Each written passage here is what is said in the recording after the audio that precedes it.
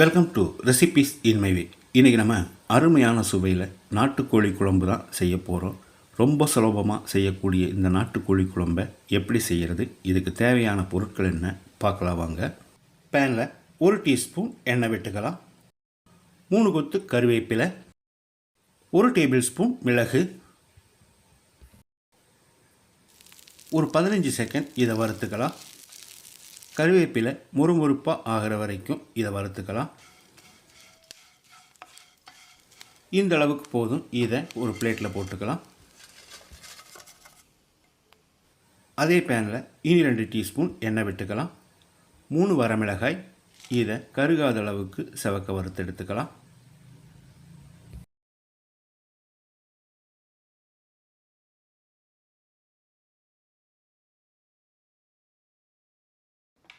ஆறு 7 பல் பூண்டு,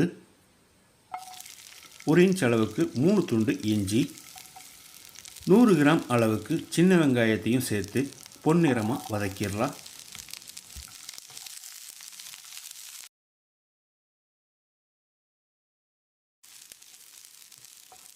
வெங்காயம் நல்லா வதங்கிருச்சு. ஸ்டவ்வில் தீயை குறைச்சி வச்சுட்டு 3/4 கப் அளவுக்கு துருவின தேங்காயை சேர்த்து பெரட்டி விட்டுடலாம்.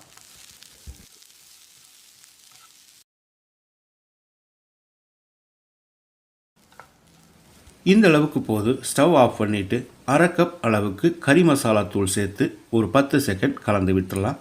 கறி மசாலா தூள் நான் வீடியோ போட்டிருக்கேன், அதனோட லிங்க்கை டிஸ்கிரிப்ஷன் பாக்ஸில் கொடுக்குறேன், பார்த்துக்கோங்க. இந்த கறி மசாலா தூள் தவிர வேறு எந்த தூளையும் நம்ம சேர்க்க போகிறதில்ல. இது நல்லா ஆறட்டும்.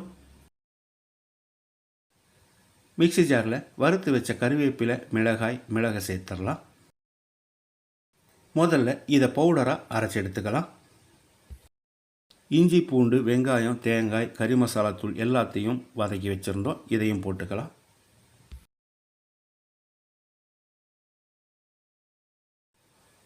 இதோடைய 1 டீஸ்பூன் சோம்பு, 1 டீஸ்பூன் கசகசா,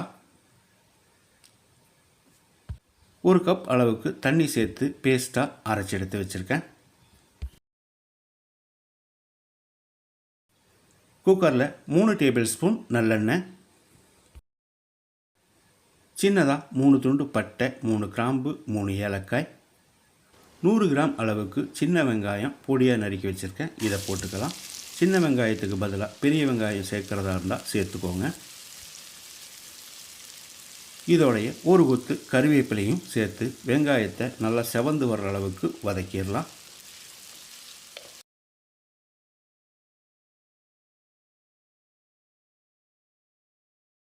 வெங்காயம் நல்லா வதங்கிருச்சு. மீடியம் சைஸில் 3 தக்காளி பொடியாக நறுக்கி வச்சுருக்கேன். இதை போட்டுக்கலாம்.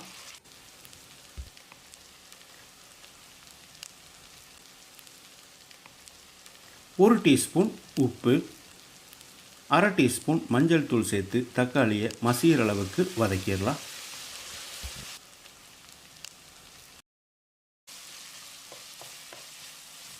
தக்காளி மசிகிற அளவுக்கு வதங்கிருச்சு. இதில் நம்ம அரைச்ச மசாலாவை ஊற்றிடலாம்.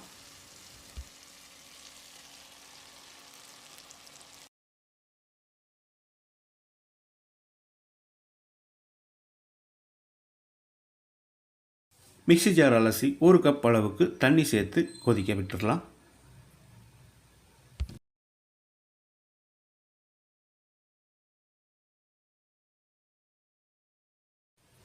ஒரு கிலோ நாட்டுக்கோழியை மஞ்சள் தூள் சேர்த்து கழுவி எடுத்து வச்சுருக்கேன். இதை கொதிக்கிற குழம்புல போட்டுடலாம்.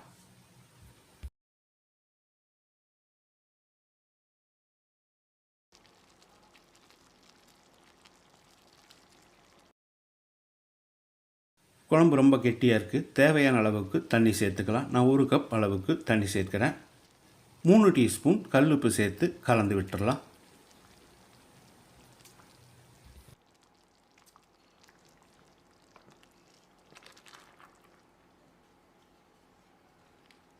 குக்கரை மூடி குறைஞ்ச தீயில் 4 விசில் விட்டு எடுத்துக்கலாம். எப்போவுமே சிக்கனும் மட்டனும் குறைஞ்ச தீயில் வேக வைக்கும்போது 4 விசில் விட்டாலே போதும். மணக்க அருமையான சுவையில் நம்மளோட நாட்டுக்கோழி குழம்பு ரெடி ஆயிடுச்சு.